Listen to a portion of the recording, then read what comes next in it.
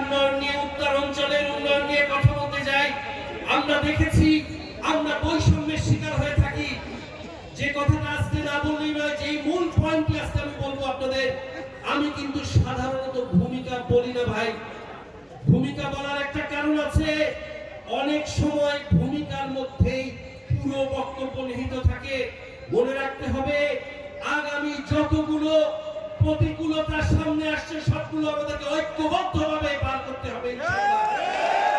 এই জুলাই চেতনাকে ধারণ করে আমাদেরকে ঐক্যবদ্ধভাবে পার করতে হবে, যেটা আমি বলার জন্য অপেক্ষা করছিলাম। দেখুন, এই কিছুদিন আগে আমরা কথা বলতে গিয়ে দেখেছি আমাদের এই উত্তরাঞ্চল, বিশেষ করে আমাদের এই সোনালী গোবিন্দগঞ্জকে অনেক অবহেলা করা হয়।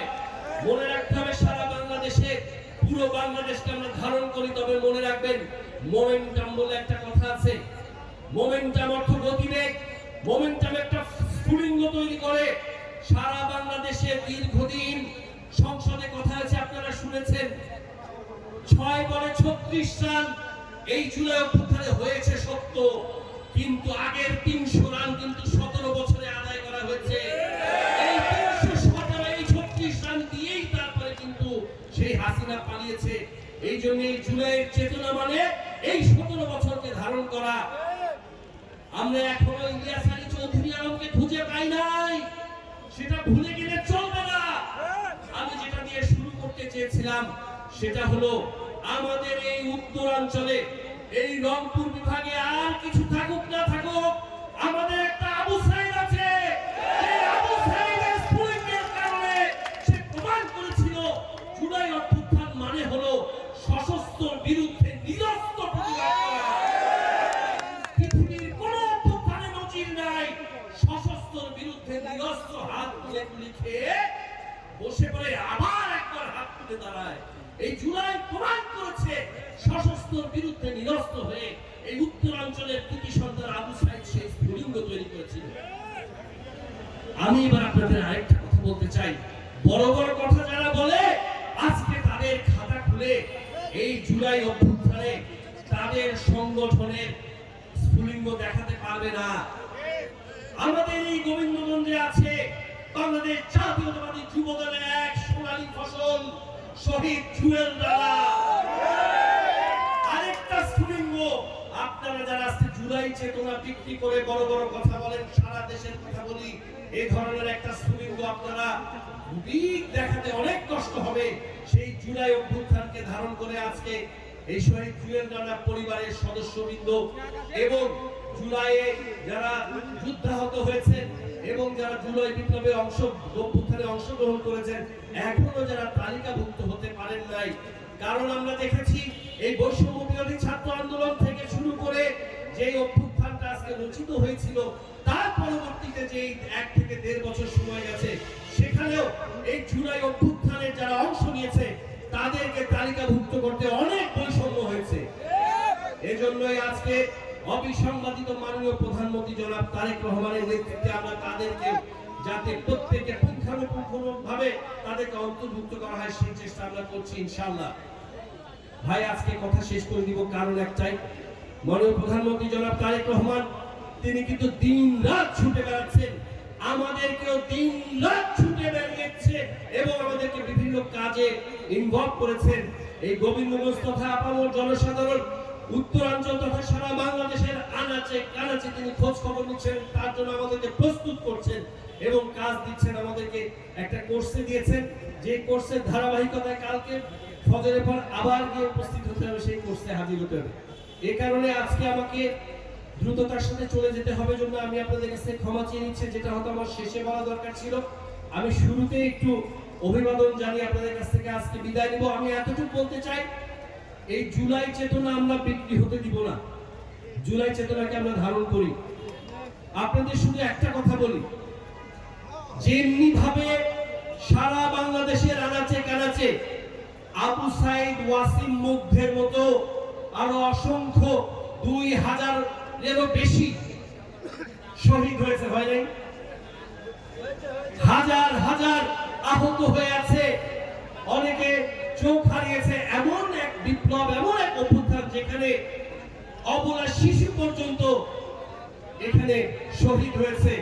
তাই আমি বলতে চাই, এই অভ্যুত্থানের যে মোমেন্টাম ছিল আমাদের উত্তরাঞ্চলের রংপুর বিভাগের কৃতি সন্তান আবু সাইদ, তেমনি ভাবে আমি আপনাদেরকে একটা কথা বলি, আজকে জুলাই পরবর্তী আমরা দেখতে পাচ্ছি যেই হাসিনাকে পালাতে আমরা বাধ্য করেছিলাম, একটা বিন্দু বিন্দু বালুকণা করে প্রত্যেকের কম বেশি এখানে অবদান রয়েছে, কারো বেশি আছে, কারো হয়তো কম আছে, কিন্তু এই জুলাইকে যারা ধারণ করে তাদের প্রত্যেকের অবদান আছে।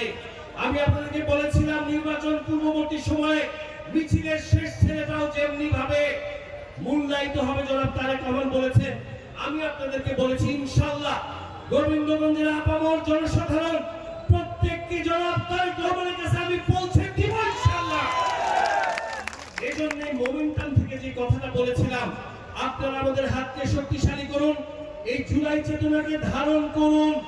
যারা এখন হুমকি ধামকি দিচ্ছেন, হাসিনা গেছে যেই পথে, আরো কারা কারা কথা বলতেছে যাবে নাকি সেই পথে।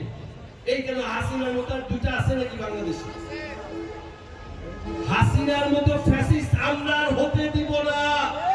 যারা অপপ্রচার করছেন, বট বাহিনী দিয়ে নিজেরাই নাটক সাজাচ্ছেন, আমাদের উপর আক্রমণ করছেন, তারপর যখন প্রতিবাদের সময় আপনি আবার আস্তে করে এসে বলছেন যে সাধারণের উপর আক্রমণ করছে। জানেন না, সামাদারকে নিয়ে ইশারাই কাফিয়ে যখনই দেখে যে অবস্থা বেগতিক, তখন বলে যে আমরা আবার কি করলাম। আর এমনি সময় পায়ে পাড়া দিয়ে ঝগড়া করে বিশ্ববিদ্যালয়গুলো দেখেন নাই, হল ছাড়া করার জন্য ছাত্র দলের ছেলেদেরকে হল ছাড়া করার জন্য কিভাবে অস্ত্র দিয়ে ঝাঁপিয়ে পড়ছে দেখছে নাকি? এটাই কি জুলাই চেতনা ছিল? তারপর যখন প্রতি উত্তর দেওয়া হচ্ছে, তখন এসে আবার বলতেছে যে সাধারণ ছাত্রের উপর নাকি আমরা চড়াও হয়েছি। মিথ্যা কথা, বানোয়াট কথা। মনে রাখো, যাদেরকে তোমরা হুমকি দেখাও, তোমাদের কোনো মোমেন্টাম নাই, তোমাদের আছে পালানোর ইতিহাস।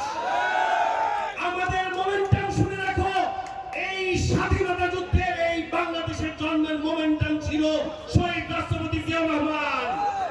বহুদলীয় গণতন্ত্রের প্রবর্তনের মোমেন্টাম ছিল শহীদ রাষ্ট্রপতি জিয়াউর রহমান।